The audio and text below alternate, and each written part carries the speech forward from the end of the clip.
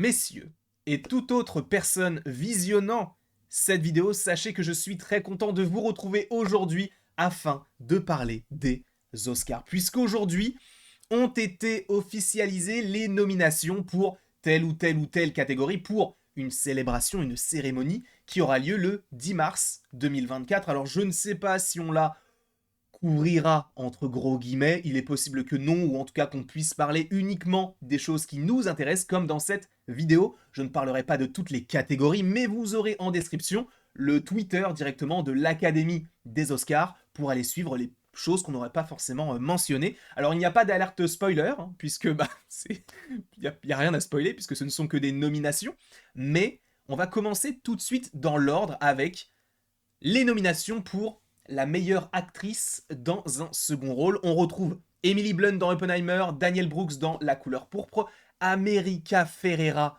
dans Barbie, Jodie Foster dans Nyad et Davin Joy Randolph dans le film The Holdovers. Alors, personnellement, je vais peut-être faire mes estimations, sachant, je vous le dis tout de suite, que je n'ai pas vu tous les films. J'en ai vu pas mal, et je suis d'ailleurs très content d'en avoir vu beaucoup plus qu'à l'accoutumée par rapport à ma perception des choses. En tout cas, je me suis beaucoup plus ouvert à un cinéma en 2023, ce que je vais continuer à faire en 2024.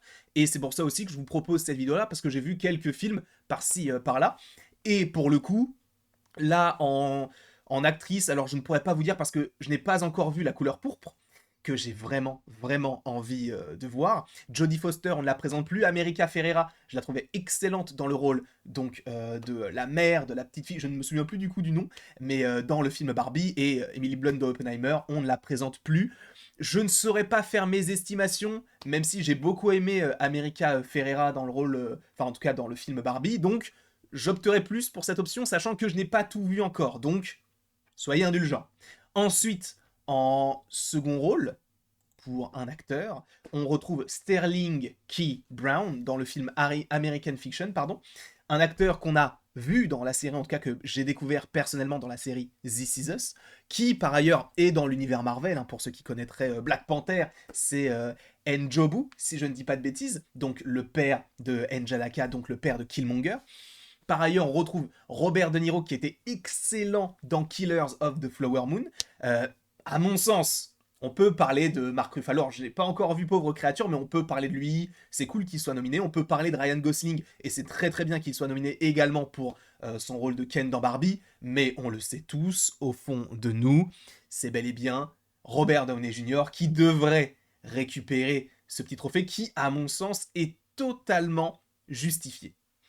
Encore une fois, ça ne reste que mes estimations, mais je pense sincèrement, et au vu de tout ce qu'il a pu recevoir comme prix lors de ses nominations, je pense qu'on partirait plus sur Robert Downey Jr., qui est un Oscar, et c'est superbe, je trouve que c'est génial. Je serais vraiment très très content pour lui, sachant que je le suis déjà pour ce qu'il a déjà reçu actuellement. Donc moi, je vois Robert Downey Jr. gagner, mais n'hésitez pas, vous, dans les commentaires, à me mettre vos estimations concernant les différentes catégories. Ensuite, on a également le meilleur scénario adapté. Donc, on a American Fiction, on a Barbie, on a Oppenheimer, on a également donc Poor Things, donc Pauvre créature, et The Zone of Interest.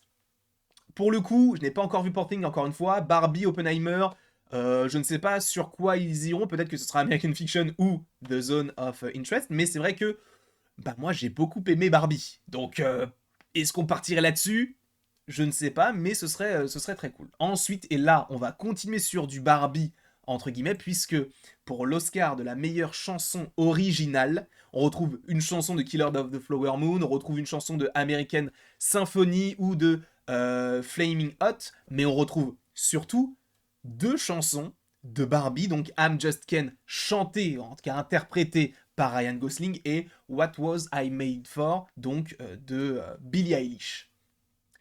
Moi, j'opterais pour la chanson de Billie Eilish, même si j'ai beaucoup aimé I'm Just Ken, qui a par ailleurs gagné une distinction il y a quelques jours, avec ce même de Ryan Gosling qui était assez drôle. Donc, ça, c'est aussi intéressant. A priori, donc, ce qu'on m'a soufflé dans l'oreille, c'est qu'il y a souvent deux nominations. Enfin, en tout cas, c'est déjà arrivé qu'il y ait eu deux nominations pour la meilleure chanson dans un même film. Donc, pour le coup, là, on a deux chansons de Barbie.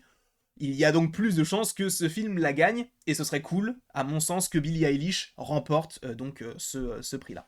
On a également Original Score, donc les musiques de film dans sa globalité. On retrouve American Fiction, Oppenheimer, Poor Things ou Killers of the Flower Moon, et seule nomination pour le film, et ça m'a un peu étonné, mais on retrouve John Williams pour Indiana Jones 5, donc, et le diadème ou de la destinée, je ne sais plus comment il s'appelle en français. Mais donc on le retrouve là. Alors la musique ne m'a pas transcendé. À mon sens, je l'accorderai à Ludwig Göransson. Après, bon, ça ne reste que mon avis, parce que j'adore ce qu'il fait. Et dans Oppenheimer, bah, vous connaissez déjà la petite musique. Voilà, je ne vais pas forcément vous la refaire, puisque je ne suis pas compositeur. Ce qui serait vraiment con. Voilà. En revanche, les gars, pour les fans de Godzilla Minus One, un pur plaisir de le retrouver dans la meilleure, enfin dans la catégorie des meilleurs effets visuels. Godzilla Minus One que j'ai revu ce samedi, une pépite. Ce film est incroyable. On le retrouve avec Napoléon. Alors, je crois que ce n'est pas la seule nomination qu'il a, je crois. Peut-être qu'il en a 2 ou 3. On a The Creator, qui était un excellent film qui n'a pas forcément eu retour sur investissement parce que Gareth Edwards a fait un super travail sur ce film-là. Et bah, du coup, Jay Cooper, Ian Comley, Andrew Roberts et Neil Corbould ont eux-mêmes fait un super travail aussi sur les effets visuels parce que ça rendait super bien. Godzilla Minus One, encore une fois, ce film a coûté de moins de 15 millions de dollars. Alors j'entends qu'on paye d'une certaine manière, supposément au Japon, différente des États-Unis, mais ce film-là a coûté moins de 15 millions, il est magnifique. On a également, seule nomination, Mission Impossible Dead Reckoning partie 1. Même si bon là il l'appelle partie 1, je vous rappelle que maintenant il a changé de nom et c'est uniquement Dead Reckoning. Moi j'aime beaucoup, j'ai beaucoup aimé la musique qui était... donc la musique n'importe quoi, les effets visuels. Alors il n'y en a pas énormément, parce que bah il y a beaucoup de cascades qui sont faites voilà, de manière... voilà, enfin c'est le petit bonhomme qui s'en est chargé. Mais bon, ce qu'il y soit nominé c'est bien, après est-ce qu'il l'aura? À mon avis non. Je pense que s'il y a un vainqueur ce sera The Creator, sachant qu'il y a également les gardiens de la galaxie. Mais je pense sincèrement que ce sera soit The Creator, mais même si je milite fort pour Godzilla Minus One. Et c'est en vrai, ça me fait bizarre de voir le film là, parce que je trouve que c'est totalement mérité. En revanche, là, à mon sens, la plus grosse surprise de ces nominations aux Oscars, c'est le fait que dans les 5 films nominés, il n'y ait pas Mario. Le film Mario, enfin Super Mario Bros, le film n'a pas été nominé aux Oscars, là où Le Garçon et le Héron, Robot Dreams, Nimona, Elemental et Spider-Man Across the Spider-Man, Across the Spider-Verse, pardon, l'ont été. Mario, non. Et j'entends que ce soit alors, très étrange. Moi-même, je trouve que c'est assez étrange parce que je m'attendais à ce qu'il le soit, parce que bah, il est magnifique. On peut dire ce qu'on veut, il est magnifique. Illumination, c'est très très fort. Et je pense que là, ils vont pas forcément remettre en cause tout, parce que le film a quand même rapporté 1 milliard de dollars, mais ils doivent se dire, ok, là, on n'a pas été nominé, alors qu'on a Migration, qui est sorti un petit peu tard, mais qui est quand même sorti, et du coup, Super Mario Bros. Le film, et on n'a pas été nominé. Je n'ai pas encore vu Robot Dreams, donc je ne sais pas ce que cela pourrait, ce que cela vaut, véritablement, mais je pense, et je... Alors, en vrai, je ne sais pas, j'allais dire, Spider-Man Across the Spider-Verse va l'avoir, mais en plus de ça, bah, y a Le Garçon et le Héron avec le retour de Hayao Miyazaki. Je me dis que c'est possible. Nimona, je ne le vois pas gagner. Même si, encore une fois, il peut y avoir une énorme surprise. Et Elemental, même si j'ai adoré le film, je ne les vois pas gagner non plus parce que bon, je pense pas qu'il partirait là-dessus. En tout cas, je trouve que c'est dommage pour Mario, mais c'est très très bien pour les autres films qui sont donc nominés. Et du coup, deuxième nomination pour l'équipe de Spider-Man, Across the Spider-Verse, enfin deuxième nomination. Je vous rappelle qu'il a eu l'Oscar donc Into the Spider-Verse en 2018, et là, 5 ans plus tard, la suite est encore nominée. Je pense que c'est Spider-Man qui va gagner, mais faites attention à Nimona et le garçon et le héron. Je pense qu'il faut faire attention.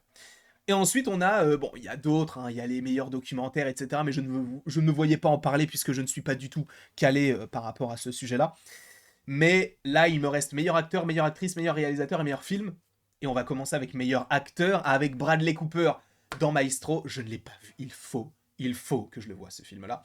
Coleman Domingo dans le film Rustin.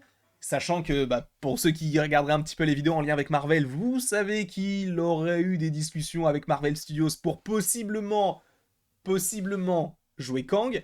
Évidemment, on retrouve Cillian Murphy dans Oppenheimer, Jeffrey Wright dans American Fiction et Paul Giamatti dans The Holdover, sachant que là, on n'a que des personnages qui vont ou qui ont joué dans un film de super-héros. Bradley Cooper, il a joué Rocket, Cillian Murphy, il a joué l'Épouvantail, on a Jeffrey Wright qui fait le Watcher, on a Paul Giamatti qui a joué le Rhino, et on a Coleman Domingo qui pourrait jouer Kang.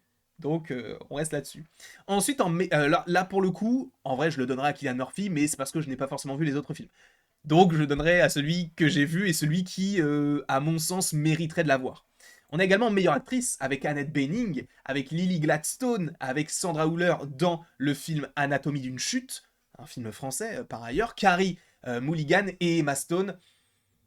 Emma Stone le mérite amplement, sachant qu'elle l'a déjà eu ou plus. Je ne sais pas si elle l'a eu pour La La Land. Il est possible qu'elle l'ait eu, je ne suis pas sûr.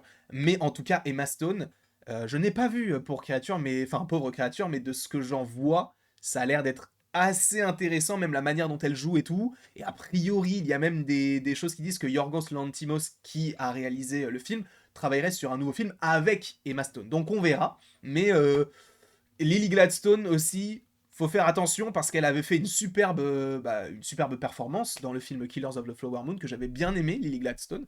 Donc pourquoi pas, ça pourrait être assez intéressant.